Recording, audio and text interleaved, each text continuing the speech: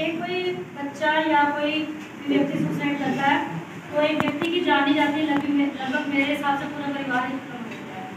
तो ये एक बहुत चिंता का विषय है कि क्यों ऐसा हो रहा है और ये केसेस ही फ्रीक्वेंटली क्यों हो रही, क्यों बढ़ रहा है ऐसा।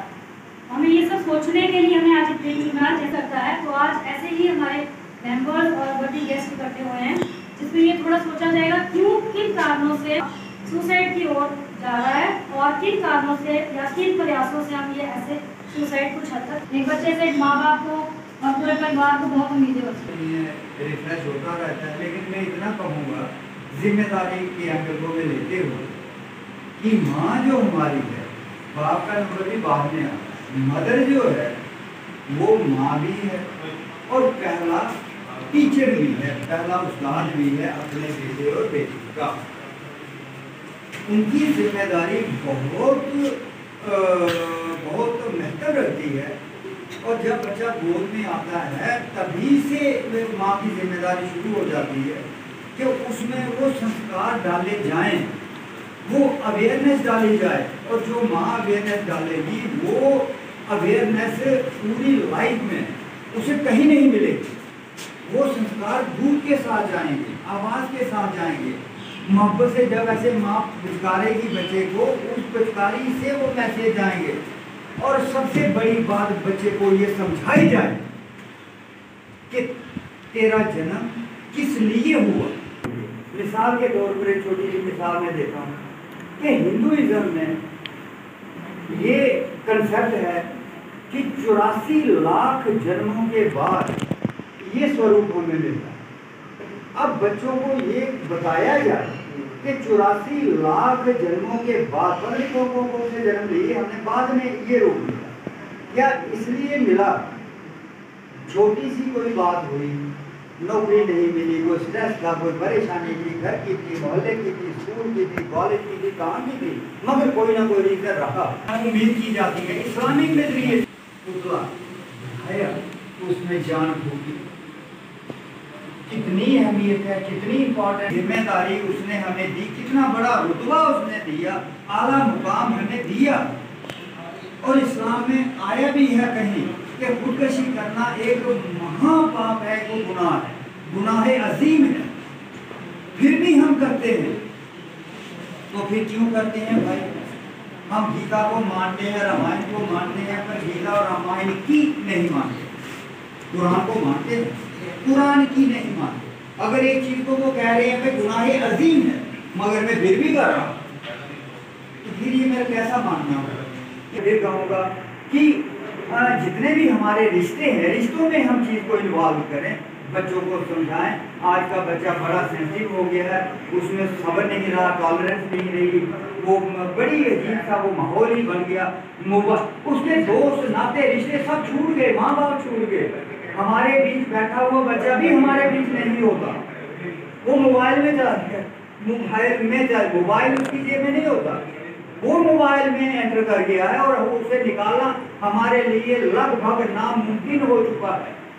हम चिराग घिस के जिन निकाल सकते हैं, मगर अपने ही बच्चे को हम यूं घिस के या कुछ उपाय करके हम मोबाइल से उसको नहीं निकाल सकते। भाई ये हाल, अब उसे वो इतना सेंसिटिविटी में वो आ गया है, वल्नरेबल हो गया, छोटी छोटी चीज को बर्दाश्त नहीं कर पा रहा, या आगे कोई क्राइम कर रहा है, या दूसरे की जान ले रहा है, या अपनी जान दे रहा है। इस चीज को हमें रोकना होगा। हम समाज है, सोसाइटी, हम गिने चुने हुए, हम 15-20-50 आदमी नहीं, बल्कि जहाँ से हम बाहर जाते हैं तो हम हजार बन के जाएं, एक मैसेज, एक पैगाम लेके जाएं। शादी ब्याह गैदरिंग कहीं भी हो, वहाँ इन बातों का हम जिक्र करें, छेड़ें जिक्र को, आप आगे चलें और बच्चों को बचाएं। आपका बहुत बहुत शुक्रिया।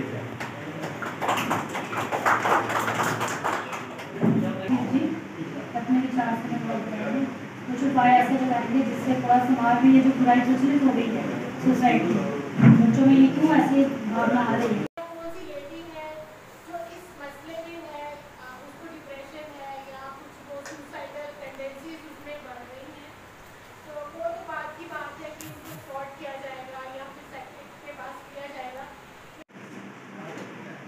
फिर उस समाज में वो जो शख्स है, जो बच्चा है, जो इंडिविजुअल है, उसको वहाँ से प्यार कितना मिलता है, अपने पेरेंट्स की इसको एसोसिएशन कितनी मिलती है,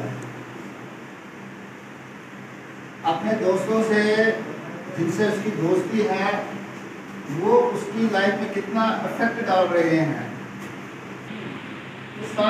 बहुत सारी बातें जो है आहिस्ता आहिस्ता आहिस्ता इंसान के जहन पे जो है असर अंदाज होती है।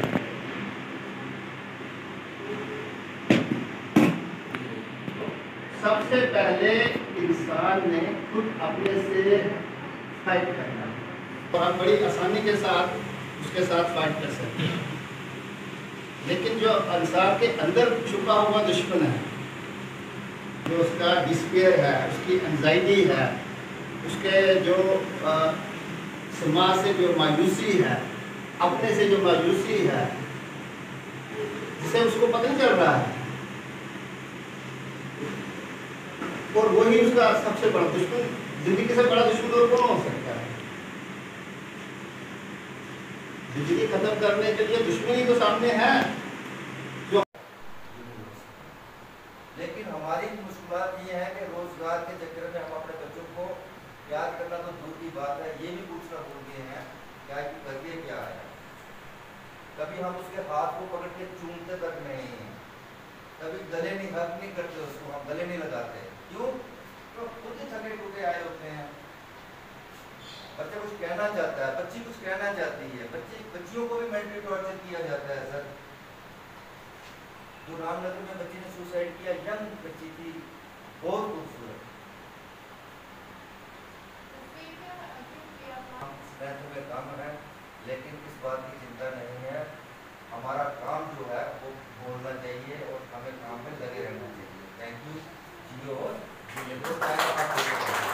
और जीने दो की तरफ से आज अपने ही कार्यालय में मंथन मीटिंग रखी गई। आप देखिए, उधमपुर डिस्ट्रिक्ट हॉस्पिटल में 4 सुसाइड के इकट्ठे केस आते हैं। कल एक बच्ची ने रामनगर में अपनी जान गंवा दी। तो हमें बैठ के मंथन करना पड़ेगा कि हमारे ये युवा क्यों इस तरफ जा रहे हैं, क्या वजह है। उन परिवारों के साथ हम मिले जिनके बच्चे चले गए हैं, और हमने बहुत कुछ वहाँ पे जाके सुना समझा। तो मेरी तमाम लोगों से अपील है, ख़ास तौर पे मदर के साथ ज़्यादा मैं उनको इन्वॉल्व करना चाहता हूँ कि आज जो दौर है, इस दौर में हम अपने रोज़गार की दौड़ में ज़्यादा इन्वॉल्व हैं। जब हमारे बच्चे ही नहीं रहेंगे तो हमें रोज़गार करके या पैसा इकट्ठा करके क्या करना है।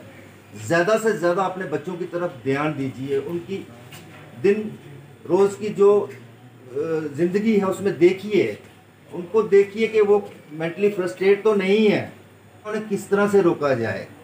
आज बड़े कारण हैं जिन वजह से सुसाइड हो रहा है, रिलेशनशिप की वजह से हो रहा है। बड़े लोग जो हैं घर अपने परिवार से तंग हैं, रोज़गार से तंग हैं, एजुकेशन की वजह से तंग हैं, कहीं ना कहीं नशे की वजह से भी ये प्रोग्राम हो रहा है।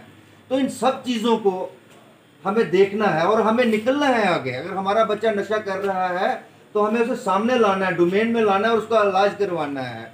हमारा बच्चा अगर रोज़गार की वजह से परेशान है, हमारी दौड़ रहती है कि हम प्राइवेट स्कूल में जाएं, प्राइवेट हॉस्पिटल में जाएं, लेकिन नौकरी सरकारी करें। आज रोज़गार के बहुत ज़्यादा रास्ते खुले हुए हैं, आप अपना रोज़गार कर सकते हो। जान गंवाना कहीं भी किसी भी मज़हब में नहीं लिखा है। अभी यहाँ पे हमारे प्रवक्ता बोल रहे थे स्वतंत्र कोतवाल जी कि 1,84,000 जूनियाँ मिलती हैं तब जाके इंसान की जूनी में इंसान आता है। इस्लाम में अशरफुल मखलूक़ात है और सुसाइड करने वाला जो है सारी ज़िंदगी नरक में रहता है। इस तरह हर मज़हब में ये लिखा गया है कि आत्महत्या जो है वो कायरता की निशानी है। ज़िंदगी जीना ही जो इंसान जीता है वही सही ज़िंदगी है, और परिवार के साथ अच्छे तरीके से हम जीते हैं, अपने परिवार को अच्छे तरीके से बनाते हैं, तो यही हमारी सबसे बड़ी इबादत है और यही जियो और जीने दो है। मेरी हाथ जोड़ के अपील है, अपने परिवार का ध्यान रखिए ताकि कोई भी बंदा, और परिवार का नहीं दोस्त भी अपने दोस्तों का ध्यान रखें टीचर अपने स्टूडेंट का ध्यान रखे ताकि ये जो सुसाइड है ये जड़ से खत्म हो जाए और हमारे बच्चे जो है खुली फिजा में जी सके।